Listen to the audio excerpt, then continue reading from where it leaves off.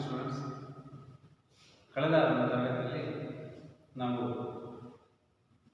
Rajaraja Chola and Rajaraja Chola first ಏನಿದೆ ಅವನ ಒಂದು ಗ್ರೇಟೆಸ್ಟ್ ಕಾಂಟ್ರಿಬ್ಯೂಷನ್ಸ್ ಲೈಕ್ ಇವನು ರಾಜರಾಜೇಶ್ವರ ಟೆಂಪಲ್ ಅನ್ನು ಒನ್ ಆಫ್ ದ ಬಿಗ್ಗೆಸ್ಟ್ ಒಂದು ಕಾಂಟ್ರಿಬ್ಯೂಷನ್ ಆಫ್ ದ ಚೋಳ. ಈಗ ನಮಗೆ ಅವರ ಚೋಳಗಂಗ ಡೈನಾಸ್ಟಿಯಲ್ಲಿ ನಮಗೆ 1 ಮಾರ್ಕ್ಸ್ 2 ಮಾರ್ಕ್ಸ್ ಒಂದು ಓನ್ಲಿ ನಿಮಗೆ ಇಂಪಾರ್ಟೆಂಟ್ ಒಂದು ಕ್ವಶನ್ಸ್ ಅಂತ ಹೇಳಿದ್ರೆ 5 ಮಾರ್ಕ್ಸ್ ಕ್ವಶನ್ಸ್ ಇಂಪಾರ್ಟೆಂಟ್ ಕ್ವಶನ್ಸ್ ಅಂತ ಹೇಳ್ತೀನಿ. ಚೋಳಗಂಗ ಡೈನಾಸ್ಟಿಲಿ ಈ Chola dynasty administration system excellent ಆಗಿರೋದು ಅಡ್ಮಿನಿಸ್ಟ್ರೇಷನ್ ಸಿಸ್ಟಮ್. ಇವರ ಗ್ರೇಟೆಸ್ಟ್ ವಾರ್ಗಳ ಡೀಟೇಲ್ಸ್ ಅಲ್ಲಿದ್ರು ಕೂಡ ನಮಗೆ ವಿಲೇಜ್ ಅಡ್ಮಿನಿಸ್ಟ್ರೇಷನ್ ಸಿಸ್ಟಮ್ ಏನಿದೆ one of the greatest contribution of Chola dynasties. Chola administration system, the first king of holding of the empire. ಒಂದು ಸಾಮ್ರಾಜ್ಯದ ಒಂದು ಹೋಲ್ಡಿಂಗ್ ಅನ್ನು ಹೊಂದಿರುವಂತ ಮೆಂಬರ್ ಅಂದ್ರೆ ಕಿಂಗ್. ಎಂಟೈರ್ ವರ್ಲ್ಡ್ ಅಥವಾ ಎಂಟೈರ್ ಇಂಡಿಯಾದಲ್ಲಿ ರೂಲಿಂಗ್ ಮಾಡಿರುವ ಎಲ್ಲ ಡೈನಾಸ್ಟಿ ರೂಲರ್ಸ್ನ ಅಚೀವ್ಮೆಂಟ್ಸ್ ಕೂಡ ಅಥವಾ ಹೋಲ್ಡಿಂಗ್ ಜುಡಿಷಿಯಲ್ ಪೊಲಿಟಿಕಲ್ ಯಾವುದೇ ಒಂದು ಲಿಟಿಗೇಷನ್ ಇದನ್ನು ಮಾಡೋದಕ್ಕೆ ಹೋಲ್ಡಿಂಗ್ ಅನ್ನು ಮಾಡೋದಕ್ಕೆ ಕೂಡ ಇವನ ಪವರ್ ಯಾರು ಕಿಂಗ್ ಏನಿದ್ದಾನೆ ಇವನೇ ಸುಪ್ರೀಂ. ಕಿಂಗ್ ಈಸ್ ಸುಪ್ರೀಂ ಅಥವಾ ಲಾಸ್ಟ್ ಫೈನಲ್ ಕನ್ಸಿಡರ್ ಇವನೇನು ಬೇಕಾದ್ರೂ ಡಿಸಿಷನ್ ಮೇಕರ್ ಆಗಿರ್ತಾ ಇದ್ದ ಕಿಂಗ್. ನಮಗೆ ಅಡ್ಮಿನಿಸ್ಟ್ರೇಷನ್ ಎಕ್ಸಲೆಂಟ್ ಆಗಿರುವ ಚೋಳಮಂಡಲ ಡೈನಾಸ್ಟಿ ನಮ್ದು ಎಕ್ಸಲೆಂಟ್ ಅಡ್ಮಿನಿಸ್ಟ್ರೇಷನ್ ಸಿಸ್ಟಮ್ ಚೋಳಾಸ್. ಅದರಲ್ಲಿ ನಮಗೆ ಅವರು empire divided of the empire ಉದಯ ಪಟ್ಟಣಂ. It was the empire divide of the sub province. ಯಾವುದು ಸಬ್ ಪ್ರಾವಿನ್ಸ್. ನೆಕ್ಸ್ಟ್ ಒನ್ ನಮಗೆ ಸಬ್ ಪ್ರಾವಿನ್ಸ್ ಅನ್ನ ನಮಗೆ ಡಿಸ್ಟ್ರಿಕ್ಟ್ ಅಂತ ಏನು ಪ್ರೆಸೆಂಟ್ ಡಿಸ್ಟ್ರಿಕ್ಟ್ ಅಂತ ಏನು ಹೇಳ್ತೀವಿ ಇದನ್ನ ಮಂಡಲ ಇಟ್ ವಾಸ್ ದ ಡಿಸ್ಟ್ರಿಕ್ಟ್ ನ ಲೈನಲ್ಲಿ. ನಾಡೂಸ್ ಇಟ್ ವಾಸ್ ದ ತಾಲೂಕ್ಸ್ ಅಂತ ಪ್ರೆಸೆಂಟ್ ಅಂತ ಕರಿತೀವಿ. ಈ ತಾಲೂಕ್ ಸಿಸ್ಟಮ್ ಅನ್ನ ಗ್ರಾಮ ಸಭಾ. ಹೀಗೆ ಇಲ್ಲಿ ಚೋಳ ಡೈನಾಸ್ಟಿ ಎಂಟೈರ್ ಒಂದು ಕ್ಯಾಪಿಟಲ್ ಸಿಟಿ ಅಥವಾ ಎಂಟೈರ್ ಒಂದು ಎಂಪೈರ್ನ ಅಂಡರಲ್ಲಿ ಬರೋದು ಉದಯನಪಟ್ಟಣಂ, ಮಂಡಲ್, ನಂದಾಸ್ ಅಂಡ್ ಗ್ರಾಮ ಸಭಾ.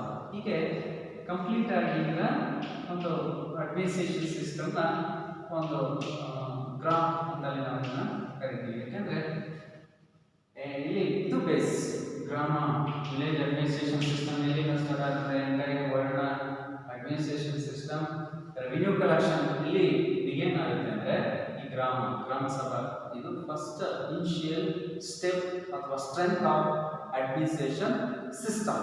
ಅಡ್ಮಿನಿಸ್ಟ್ರೇಷನ್ ಸಿಸ್ಟಮ್ ಅಲ್ಲಿ ತುಂಬಾ ಇಂಪಾರ್ಟೆಂಟ್ ಒಂದು ರೋಲ್ ಅನ್ನು ಹೊಂದಿದೆ. ಇಲ್ಲಿ king it was main holder ಅಥವಾ ಸುಪ್ರಮಸಿ ಅಥವಾ ಅವನ ಒಂದು ಇದು ಏನಿರುತ್ತೆ ಅವನು ಹಾಗೆ ಆಸ್ ಇಟ್ ಈಸ್ ನಾವು ಬೇರೆ ಒಂದು ಡೈನಾಸ್ಟಿಯ ಇದನ್ನ ಏನು ಮಾಡ್ತೀವಿ ಆಸ್ ಇಟ್ ಈಸ್ ಇರುತ್ತೆ. ನೆಕ್ಸ್ಟ್ ಒಂದು ನಮಗೆ village administration system one of the special administration system of Cholas. Chola ಡೈನಾಸ್ಟಿಯಲ್ಲಿ ತುಂಬಾ ಎಕ್ಸಲೆಂಟ್ ಆಗಿರುವಂತಹ ಒಂದು ಅಡ್ಮಿನಿಸ್ಟ್ರೇಷನ್ ಸಿಸ್ಟಮ್ ವಿಲೇಜ್ ಅಡ್ಮಿನಿಸ್ಟ್ರೇಷನ್. ಗ್ರಾಮದ ಒಂದು ಆಡಳಿತ ಗ್ರಾಮಾಡಳಿತ ಏನಿದೆ ಎಕ್ಸಲೆಂಟ್ ಆಗಿದೆ ಒಂದು ಅಡ್ಮಿನಿಸ್ಟ್ರೇಷನ್ ಸಿಸ್ಟಮ್ ಅಂತ ಹೇಳ್ತೀವಿ. ವಿಲೇಜ್ ಅಡ್ಮಿನಿಸ್ಟ್ರೇಷನ್ ಸಿಸ್ಟಮ್ ಬಗ್ಗೆ ನಮಗೆ ಡೀಟೇಲ್ಸ್ ಅನ್ನು ತಿಳಿಸುವಂತಹ ಒಂದು ಮೋಸ್ಟ್ ಇಂಪಾರ್ಟೆಂಟ್ ಏನು Parantaka first compose by Parantaka first ಯಾರು Uttaramerur inscriptions more details of village administration system. ಈ ವಿಲೇಜ್ ಅಡ್ಮಿನಿಸ್ಟ್ರೇಷನ್ ಸಿಸ್ಟಮ್ ಬಗ್ಗೆ ನಮಗೆ ಡಾಕ್ಯುಮೆಂಟೇಶನ್ ಅನ್ನು ಕೊಡುವಂತ ಮೋಸ್ಟ್ ಇಂಪಾರ್ಟೆಂಟ್ ಒನ್ ಉತ್ತರ ಮೇರೂರು ಇನ್ಸ್ಕ್ರಿಪ್ಷನ್. ಈ ಉತ್ತರ ಮೇರೂರು ಇನ್ಸ್ಕ್ರಿಪ್ಷನ್ಸ್ ಮೇನ್ ಅಂತ ನಾವು ನೋಡ್ತೀವಿ. ನೆಕ್ಸ್ಟ್ ಒನ್ ಇದರ ಅಡ್ಮಿನಿಸ್ಟ್ರೇಷನ್ ಸಿಸ್ಟಮ್ ಹೇಗಿತ್ತು ನಾವು ಪ್ರೆಸೆಂಟ್ ಒಂದು ಗ್ರಾಮ ಪಂಚಾಯತ್ ಅಂತ ಹೇಳ್ತೀವಿ. ಗ್ರಾಮ ಪಂಚಾಯತಿಯಲ್ಲಿ ಯಾವ ಒಂದು ಅಡ್ಮಿಷನ್ ಸಿಸ್ಟಮ್ ಇರುತ್ತೆ. ಒಬ್ಬ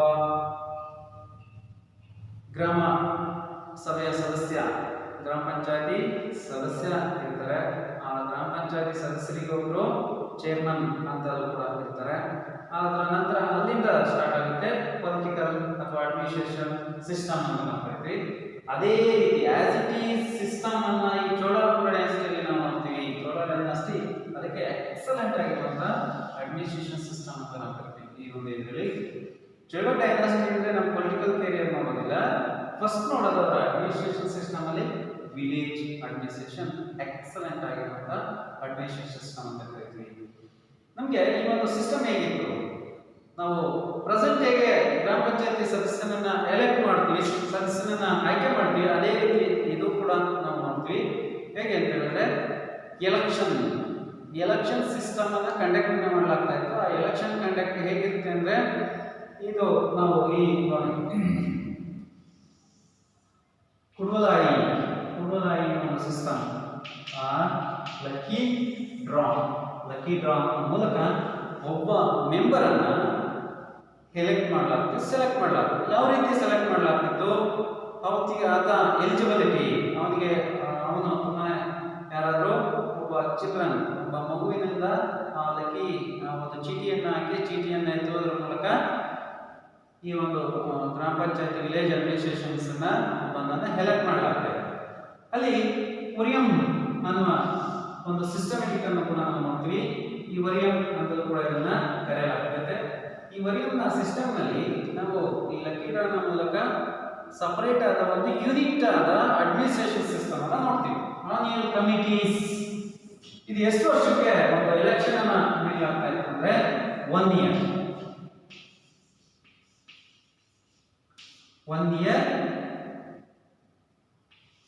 ಎಲೆಕ್ಷನ್ಸ್ ಕಂಡಕ್ಟ್ ಅನ್ನ ಮಾಡಲಾಗ್ತಾ ಇತ್ತು. 1 ಇಯರ್. ಈ 1 ಇಯರ್ ಎಲೆಕ್ಷನ್ ಕಂಡಕ್ಟ್ ಏನಿರುತ್ತೆ 366 ದಿನಗಳ ಕಾಲ ಈ ಒಂದು ಎಲೆಕ್ಷನ್ ನಲ್ಲಿ ಆ ಸದಸ್ಯ ಅವನು ಅಲ್ಲಿನ ಒಂದು ವ್ಯವಸ್ಥೆ ಏನಿರುತ್ತೆ ವ್ಯವಸ್ಥೆಗೆ ಆನೆಸ್ಟ್ ಆಗಿ ಅವನು ಇದನ್ನ ಮಾಡಬೇಕಾಗುತ್ತೆ, ಸ್ಯಾಕ್ರಿಫೈಸ್ ಅನ್ನ ಮಾಡಬೇಕಾಗುತ್ತೆ, ಅಥವಾ ಒಂದು ಕೊರತೆಗಳು ಏನಿರುತ್ತೆ ಗ್ರಾಮದಲ್ಲಿ ಅವುಗಳನ್ನ ಫುಲ್ಫಿಲ್ ಮಾಡಬೇಕಾಗುತ್ತೆ. ಕೇಪಬಿಲಿಟಿ ಇರುವ ಪರ್ಸನ್ ಅನ್ನ ಮಾತ್ರ ಅಲ್ಲಿ ಎಲೆಕ್ಟ್ ಮಾಡಲಾಗುತ್ತೆ. ಬೇರೆ ಯಾರೋ ಅದಕ್ಕೆ ಏನು ಅಫೆನ್ಸ್ ಅಥವಾ ಕ್ರೈಮ್ ಹೊಂದಿರುವಂತಹ ಪರ್ಸನ್ಗಳನ್ನ ಎಲೆಕ್ಟ್ ಮಾಡಲಾಗ್ತಾ ಇರಲಿಲ್ಲ. ಅದರಿಂದಲೇ ಒಂದು ಕಮಿಟೀಸ್ಗಳನ್ನು ಈ ಲಕ್ಕಿ ಡ್ರಾನ ಮೂಲಕ ಎಲೆಕ್ಟ್ ಮಾಡಿದಂತ ಒಬ್ಬ ಮೆಂಬರ್ ಅನ್ನ, ಆ ಮೆಂಬರ್ನ ಅಂಡರ್ ಅಲ್ಲಿ ಕಮಿಟಿಗಳು ಕೂಡ ಇರುತ್ತೆ. ಆ ಕಮಿಟಿಗಳು ಈ ವಿಲೇಜ್ ಅಡ್ಮಿನಿಸ್ಟ್ರೇಷನ್ ಮೆಂಬರ್ ಏನಿರ್ತದೆ ಆ ಮೆಂಬರ್ನ ಅಂಡರ್ ಅಲ್ಲಿ ಹೋಗುತ್ತೆ. ಇಲ್ಲಿ ಆನ್ಯುವಲ್ ಕಮಿಟಿಯನ್ನು ಮಾಡಿಕೊಳ್ಳಲಾಗುತ್ತೆ. ಟ್ಯಾಂಕ್ ಬಾಂಡ್ ಕಮಿಟಿ ಅಥವಾ ಫಾರೆಸ್ಟ್ ಕಮಿಟಿ ಮತ್ತೆ ವಾಟರ್ ಟ್ಯಾಂಕ್ ಒಂದು ಕಮಿಟಿ ಅಥವಾ ಟ್ಯಾಂಕ್ ಬಾಂಡ್ ಕಮಿಟಿ ಸಪರೇಟ್ ಆದ ಯೂನಿಟ್ ಅನ್ನು ಆನ್ಯುವಲ್ ಒಂದು ಸ್ಕೀಮ್ ಅಲ್ಲಿ ಈ ಒಂದು ಕಮಿಟಿಗಳ ಮೂಲಕ ರೂಲಿಂಗ್ ಅನ್ನ ಮಾಡಲಾಗ್ತಾ ಇದೆ. ಸಫಿಷಿಯಂಟ್ ಆದ ರೂಲಿಂಗ್ ಅನ್ನ, ಸಿಸ್ಟಮೆಟಿಕ್ ಆದ ಒಂದು ರೂಲಿಂಗ್ ಸಿಸ್ಟಮ್ ಅನ್ನ ಈ ವಿಲೇಜ್ ಅಡ್ಮಿನಿಸ್ಟ್ರೇಷನ್ ಸಿಸ್ಟಮ್ ಅಲ್ಲಿ ನಾವು ಎಲೆಕ್ಷನ್ ಸಿಸ್ಟಮ್ ಹೇಗೆ ಕಂಡಕ್ಟ್ ಮಾಡಲಾಗ್ತಿತ್ತು ಅಂದ್ರೆ ಈ ಕುಡುವಲಾಯಿ ಲಕ್ಕಿ ಡ್ರಾ ಮೂಲಕ ಒಬ್ಬ ಮೆಂಬರ್ ಅನ್ನ, ಆದ್ರೆ ಮಿನಿಮಮ್ ಕ್ವಾಲಿಫಿಕೇಶನ್ ಈ ವಿಲೇಜ್ ಅಡ್ಮಿನಿಸ್ಟ್ರೇಷನ್ ಸಿಸ್ಟಮ್ ಅವನಿಗೆ ಕ್ವಾಲಿಫಿಕೇಶನ್ ಏನಿರ್ಬೇಕಿತ್ತು ಅಂತ ಹೇಳಿದ್ರೆ ಆತಗೆ ಮಿನಿಮಮ್ ಅರ್ಧ ಎಕರೆ ಜಮೀನನ್ನ ಹೊಂದಿರಬೇಕು. The candidate should process a minimum all factors taxable land. ಈ ಟ್ಯಾಕ್ಸ್ ಅನ್ನ ಕಟ್ಟುವಂತ ಅಟ್ಲೀಸ್ಟ್ ಅರ್ಧ ಎಕರೆ ಜಮೀನು ಅವನಿಗೆ ಇರಬೇಕಾಗುತ್ತೆ. ಅದರ ಜೊತೆಗೆ next one should reside in his own house built in own site. ಅವನು ಎಲ್ಲಿ ಯಾವ ವಿಲೇಜ್ ಅಲ್ಲಿ ಇರ್ತಾನೆ ಅವನಿಗೆ ಅರ್ಧ ಎಕರೆ ಜಮೀನನ್ನು ಹೊಂದಿರಬೇಕು, ಅವನ ಓನ್ ಮನೆಯನ್ನ ಹೊಂದಿರಬೇಕು, ಯಾವುದೇ ಕ್ರಿಮಿನಲ್ ಮೊಕದ್ದಮೆಯಲ್ಲಿ ಅಂತ ಪಾರ್ಟಿಸಿಪೇಟ್ ಆಗಿರಬಾರ್ದು. Next one should be possess good character. ಈತ ಉತ್ತಮವಾದ ಒಂದು ಕ್ಯಾರೆಕ್ಟರ್ ಅನ್ನ ಒಂದು ಪರ್ಸನ್ ಆಗಿರಬೇಕು, ಯಾವುದೇ ಕ್ರಿಮಿನಲ್ ಮೊಕದ್ದಮೆಯಲ್ಲಿ ಅಂತ ಇಂಟರ್ಫಿಯರ್ ಆಗಿರಬಾರ್ದು. ನೆಕ್ಸ್ಟ್ ಒನ್ ನಮಗೆ ಆತನಿಗೆ ಇವನಿಗೆ ಶುಡ್ ಪ್ರೊಸೆಸ್ ನಾಲೆಡ್ಜ್ ಆಫ್ ವೇದ ಪುರಾಣ ಇದರ ಬಗ್ಗೆ ಒಂದು ನಾಲೆಡ್ಜ್ ಇರಬೇಕು. ಯಾಕೆಂದ್ರೆ ಪ್ರಿನ್ಸಿಪಲ್ಸ್ ಹಿಂದೂಯಿಸಮ್ ಬೇಸ್ ಇರೋದೇ ಈ ವೇದ ಪುರಾಣ ಉಪನಿಷತ್ ಇದರ ಬೇಸ್ ಮೇಲೆನೆ ಹಿಂದೂಯಿಸಮ್ ಅನ್ನೋದು ಅದರ ಬೇಸ್ ಮೇಲೆನೆ. ಅದರಿಂದ ಅದರ ನಾಲೆಡ್ಜ್ ಯಾರಿಗೆ ಬೇಕು? ಎಲೆಕ್ಷನ್ ಕಂಡಕ್ಟ್ ಮಾಡುವಂತ ಪರ್ಸನ್ ಏನಿರ್ತಾನೆ ಆ ಪರ್ಸನ್ ಎಲಿಜಿಬಿಲಿಟಿಯನ್ನ ಹೊಂದಿರ್ತಾನೆ. ಅದೇನಾದ್ರೂ ಆತನಿಗೆ ಇದಿರಲಿಲ್ಲ ಹೊಂದಿರಲಿಲ್ಲ ಅಂತ ಕೂಡ ಆತ ಎಲೆಕ್ಷನ್ ಕಂಡಕ್ಟ್ ಅನ್ನ ಮಾಡೋದಕ್ಕೆ ಎಲಿಜಿಬಿಲಿಟಿ ಡಿಸ್ಕ್ವಾಲಿಫೈಡ್ ಅಂತಲೇ ಡಿಕ್ಲರೇಷನ್ ನೀಡಲಾಗುತ್ತೆ. ಇಷ್ಟು ಆತನಿಗೆ 35 ಇಯರ್ಸ್ ಮಿನಿಮಮ್ 35 ಇಯರ್ಸ್ ಆಗಿರ್ಬೇಕಾಗುತ್ತೆ. ಎಕರೆ ಜಮೀನು ಮತ್ತೆ ಓನ್ ಹೌಸ್ ಅನ್ನ ಹೊಂದಿರಬೇಕು. ಇದು ತುಂಬಾ ಇಂಪಾರ್ಟೆಂಟ್ ಆಗಿರುವಂತ ಒಂದು ಹೈಲೈಟ್ಸ್ಗಳು. ಇದನಿಗೆ ಶುಡ್ ಬಿ ಗುಡ್ ಕ್ಯಾರೆಕ್ಟರ್ ಅನ್ನು ಹೊಂದಿರಬೇಕು. ಶುಡ್ ಬಿ ಏನು ನಾಲೆಡ್ಜ್ ಆಫ್ ದ ವೇದ ಪುರಾಣ ಉಪನಿಷತ್. ಮತ್ತೆ should read in own house own site. Own house ಮತ್ತೆ ಓನ್ ಸೈಟ್ ಅನ್ನ ಹೊಂದಿರಬೇಕು. ಮಿನಿಮಮ್ ಇಂದ 1/2 ಹೆಕ್ಟೇರ್ ಟ್ಯಾಕ್ಸಬಲ್ ಲ್ಯಾಂಡ್ ಅನ್ನ ಹೊಂದಿರಬೇಕು. ಟ್ಯಾಕ್ಸಬಲ್ ಲ್ಯಾಂಡ್ ಅನ್ನ ಹೊಂದಿರಬೇಕು. ಇಷ್ಟು qualified minimum qualification of members. Member ಏನಾದರೂ ಕಾಂಪೀಟ್ ಮಾಡಬೇಕು ಈ ಒಂದು ಎಲೆಕ್ಷನ್ ಅಲ್ಲಿ ಇದ್ರೆ ಇಷ್ಟು ಪರ್ಫೆಕ್ಟ್ ಆಗಿ ಅದನ್ನ ಒಂದು ಇದನ್ನ ಹೊಂದಿರಬೇಕು. ಇದು ತುಂಬಾನೇ ಇಂಪಾರ್ಟೆಂಟ್ ಆಗಿರೋದು. ಸ್ಟೆಪ್ ಬೈ ಸ್ಟೆಪ್ ಬರ್ಬೋದು. ವಿಲೇಜ್ ಅಡ್ಮಿನಿಸ್ಟ್ರೇಷನ್ ಸಿಸ್ಟಮ್ ನಮಗೆ ಯಾವುದರ ಒಂದು ಬೇಸ್ ಮೇಲೆ ಬಂದಿದೆ ಅಂದ್ರೆ ಉತ್ತರ ಮೇಲೂರು ಇನ್ಸ್ಕ್ರಿಪ್ಷನ್ಸ್ ಬೇಸ್ ಮೇಲೆ ಅದರ ಒಂದು ಡೀಟೇಲ್ಸ್ ನಮಗೆ ಡೀಟೇಲ್ಸ್ ಅನ್ನು ತಿಳಿಸಿದೆ. ಯಾವ ಸಿಸ್ಟಮ್ ಎಲೆಕ್ಷನ್ ಅನ್ನ ಕಂಡಕ್ಟ್ ಅನ್ನ ಮಾಡಲಾಗ್ತಿತ್ತು ಅಂತ ಹೇಳಿದ್ರೆ ಕುಡ್ವಲಾಯಿ ಅನ್ನೋದು ಲಕ್ಕಿ ಡ್ರಾ ಮೂಲಕ ಮತ್ತೆ ಓರಿಯಂ ಅನ್ನುವ ಒಂದು ಸಿಸ್ಟಮ್ ಕೂಡ ಇಂಪ್ಲಿಮೆಂಟ್ ಅನ್ನು ಮಾಡಿತ್ತು. ಇದು ಆನ್ಯಲ್ 1 ಇಯರ್ ಎಲೆಕ್ಷನ್ ಅನ್ನ ಹೊಂದಿತ್ತು. ನೆಕ್ಸ್ಟ್ ಆನ್ಯಲ್ ಕಮಿಟಿಗಳು ಬಾಂಡ್ ಕಮಿಟಿ ಮತ್ತೆ ಫಾರೆಸ್ಟ್ ಕಮಿಟಿ ಮತ್ತೆ ಏನು ಇನ್ನು ಸಬ್ ಕಮಿಟಿಗಳು ಅದರ ಅಂಡರ್ ಅಲ್ಲಿ ಮೆಂಬರ್ ಏನಿರ್ತಾನೆ ಆ ಮೆಂಬರ್ನ ಅಂಡರ್ ಅಲ್ಲಿ ಕಮಿಟಿಗಳು ಬರುತ್ತೆ. ಅಲ್ಲಿನ ಒಂದು ಬೇಸಿಕ್ ನೀಡ್ಗಳೇನಿರುತ್ತೆ ಆ ಬೇಸಿಕ್ ನೀಡ್ಗಳು ಯಾವುದು ಟ್ಯಾಕ್ಸೇಷನ್ ಅನ್ನು ಕಲೆಕ್ಟ್ ಮಾಡುವ ಕಮಿಟಿಗಳನ್ನು ಕೂಡ ಸಪರೇಟ್ ಆದ ಒಂದು ಕಮಿಟಿಯನ್ನ ಮಾಡಲಾಗುತ್ತೆ. ಇಲ್ಲಿ ಮಿನಿಮಮ್ ಕ್ವಾಲಿಫಿಕೇಶನ್ ಆಫ್ ಮೆಂಬರ್ ಮತ್ತೆ ಡಿಸ್ಕ್ವಾಲಿಫಿಕೇಶನ್ ಅಂದ್ರೆ ಉಲ್ಟ ಅಂದ್ರೆ ಕ್ವಾಲಿಫಿಕೇಶನ್ ಏನಿದೆ ಅವ್ಯಾವ ಇಲ್ಲ ಅಂದ್ರೆ ಅವನೇನಾದ್ರು ಕ್ರಿಮಿನಲ್ ಮೊಕದ್ದಮೆಯಲ್ಲಿ ಕ್ರಿಮಿನಲ್ ಕಳ್ಳ ಏನಾದರೂ ಅಫೆನ್ಸ್ ಅನ್ನ ಮಾಡಿದ್ರೆ ಆತನಿಗೆ ಎಲಿಜಿಬಿಲಿಟಿ ಇರೋದಿಲ್ಲ. ಅವನಿಗೆ ಓನ್ ಹೌಸ್ ಏನಾದರೂ ಇಲ್ಲ ಅಂದ್ರೆ ಅವನಿಗೆ ಎಲಿಜಿಬಿಲಿಟಿ ಹೊಂದೋದಿಲ್ಲ. ಅವನಿಗೆ ಲ್ಯಾಂಡ್ ಇಲ್ಲ ಅಂದ್ರೂ ಕೂಡ ಟ್ಯಾಕ್ಸಬಲ್ ಲ್ಯಾಂಡ್ ಇಲ್ಲ ಅಂದ್ರೂ ಕೂಡ ಅವನು ಎಲಿಜಿಬಿಲಿಟಿಯನ್ನ ಹೊಂದುವಾಗಿಲ್ಲ. ಇದು ವೇದ ಪುರಾಣ ಅಥವಾ ಬೇರೆ ಎಲ್ಲಿಂದೆಲ್ಲ ಬಂದು ಇಲ್ಲಿ ಎಲೆಕ್ಷನ್ ಕಾಂಟೆಸ್ಟ್ ಅನ್ನ ಮಾಡುವ ಪರ್ಮಿಷನ್ ನೀಡ್ತಾ ಇರಲಿಲ್ಲ. ಇದು ತುಂಬಾ ಸ್ಟ್ರಿಕ್ಟ್ ಆಗಿ ಈ ಅಂಶಗಳನ್ನ ಮೆನ್ಷನ್ ಅನ್ನ ಮಾಡಲಾಗುತ್ತೆ. ಅಷ್ಟು ನೀಟಾಗಿ ಈ ಒಂದು ವಿಲೇಜ್ ಅಡ್ಮಿನಿಸ್ಟ್ರೇಷನ್ ಸಿಸ್ಟಮ್ ಅನ್ನ ನಾವು ಚೋಳಾಮಂಡಲ ಡೈನಾಸ್ಟಿಯಲ್ಲಿ ನೋಡ್ತೀವಿ. ನೆಕ್ಸ್ಟ್ ಒನ್ ನಮಗೆ ಆರ್ಟ್ ಅಂಡ್ ಆರ್ಕಿಟೆಕ್ಚರ್. ಚೋಳಾಮಂಡಲ ಡೈನಾಸ್ಟಿಯಲ್ಲಿ many Shaiva temples contribution of Shaiva temples. ಅದರಲ್ಲಿ ರಾಜರಾಜೇಶ್ವರ ಟೆಂಪಲ್ ಏನಿದೆ ಏನು ರಾಜರಾಜೇಶ್ವರ ಬಿಲ್ಟ್ ಮಾಡಿರುವಂತ Rajarajeshwara temple one of the biggest ಇದು 1009 ನಲ್ಲಿ ಇದು ಬಿಲ್ಟ್ ಮಾಡಲಾಗುತ್ತೆ. ಒನ್ ಆಫ್ ದ ಬಿಗ್ಗೆಸ್ಟ್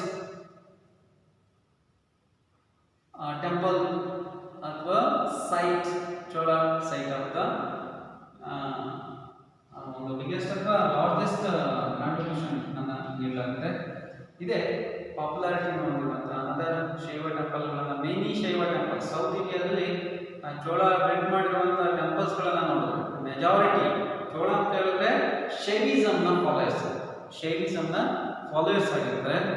ಇಲ್ಲಿ ಮಿಡಿವಲ್ ಪೀರಿಯಡ್ ಅಲ್ಲಿ ತುಂಬಾ ಒಂದು ಮಿಡಿವಲ್ ಪೀರಿಯಡ್ ಅಲ್ಲಿ ಅಥವಾ ಏನು ಸೌತ್ ಇಂಡಿಯಾದಲ್ಲಿ ಒಂದು ಟ್ವಿಸ್ಟ್ ಆಗಿರುವಂತ ಇದನ್ನ ನಾವು ಯಾಕೆ ಅಂತ ಹೇಳಿದ್ರೆ ಇಲ್ಲಿ 2 ಸೆಟ್ಸ್ ಆಫ್ ಹಿಂದೂಯಿಸಮ್.